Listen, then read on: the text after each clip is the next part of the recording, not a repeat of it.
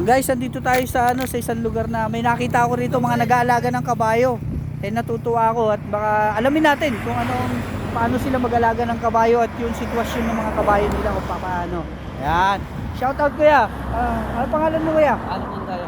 Ikaw kuya, ano pangalan mo? June Indaya. June Indaya. Oh, ang ganda ng kabayo na. Parang pambenta na to kuya. Ayan, bagong bili ka naman. Bagong bili. Naalagaan niyo kuya. Anong pangalan niyo po? Victor Atienza. Oh, ikaw boss. Anong pangalan mo? Jonel Villanueva. Jonel Villanueva. Shout out. Dito po yan sa papuntang Dam Batangas. Along the highway lang. Ang ganda ng mga kabayo ninyo. Paano bang mahirap na mag-alaga ng kabayo? Maluwan naman. Sa maghapon, ilang beses ba ito painumin? Mga ganun. Maghapon lang, pwede. Umaga tapon lang. Siya, inuuwi nyo ba itong kabayo ninyo o dito lang po sa... Inuwi ko sa amin. Inuuwi po. Hindi mo taga dito kami. Hindi po kayo taga rito. Taga... Taga saan po ba? Lemery. Lemery. Pariso Lemery, sila kuya. Wow. Ayan, nag-aalaga sila ng kabayo. Ay, ba't napadpad kayo rito kaya? Nadala nyo rito ang kabayo? Hindi namin yan sa Tagaytay. Binili nyo na sa Tagaytay. Ngayon pa lang kayo pupunta roon. Para alagaan. Ayos ah. Ayan sila. Ito, buntis na to. Hindi, bata yan. Bata pa. Bagong niwalay. Yun guys, kita nyo. Di ba ganyan sila mag-alaga ng kabayo. May masisipag talaga mga Pilipino. Di ba? Kakarga naman tubig. Sa tubig lang, alagaan. Ito kaninong kabayo naman to kuya? Kasama rin ako, kasama. At bali tatlo, binili nyo ngayong araw na to? Dalawa lang. Isa ay taga-hatid lang. Hatid lang naman kayo.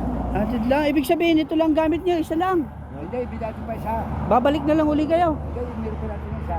May kasama po kayong susundo. Sige, nakakabaw pa kaya. Ano ba, mahal din mo bang kabayo mo? Mahuway niya yun ay mahal. 16,000. Talagang mahilig lang kayo sa kabayo. Anong gagawin mo ba rito? Alagaan o pambenta? Pwede ko, alagaan. Alagaan lang, paparamihin. Kaya tatay ko sa amay.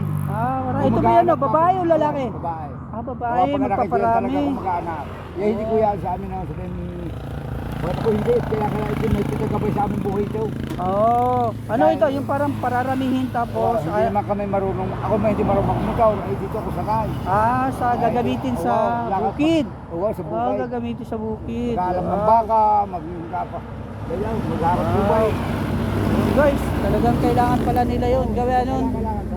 Gawa ng pag nasa bukid sila, yun iba, hindi na ng tricycle o motor, talagang kabayo na kasanayan nila ang ginagamit. Napapasok ang motor, hindi nga kami marunong mag-motor, ako hindi maaari mag-motor. Ako na lang kaluluwa.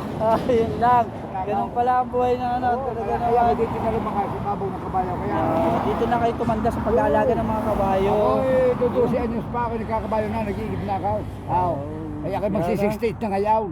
Yun.